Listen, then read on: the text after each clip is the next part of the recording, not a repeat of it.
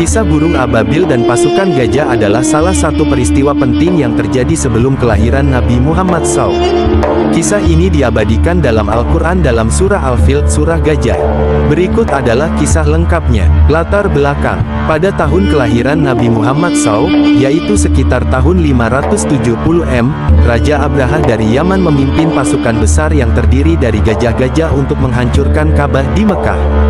Raja Abraha ingin mengalihkan perhatian orang-orang dari Ka'bah ke gereja yang dibangunnya di Yaman. Pasukan ini dikenal sebagai pasukan gajah, karena mereka membawa serta sejumlah gajah untuk menakut-nakuti penduduk Mekah.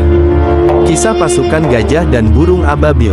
Ketika pasukan Abraha mendekati Mekah, penduduk Mekah merasa ketakutan dan khawatir karena mereka tidak memiliki kekuatan untuk melawan pasukan yang besar dan kuat tersebut.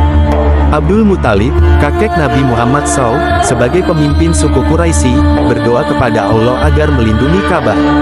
Allah SWT kemudian mengirimkan burung-burung ababil sebagai bala bantuan.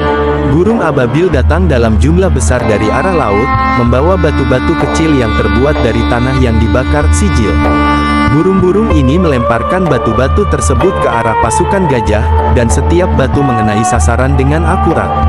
Batu-batu tersebut menyebabkan luka parah dan kematian bagi pasukan gajah dan prajurit Abraha.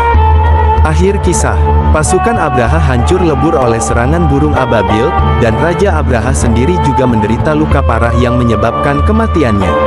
Peristiwa ini menjadi tanda kekuasaan Allah SWT yang melindungi Ka'bah dan kota Mekah dari serangan musuh yang kuat. Peristiwa ini juga dikenal sebagai Tahun Gajah, dan menjadi salah satu mukjizat yang diabadikan dalam Al-Quran.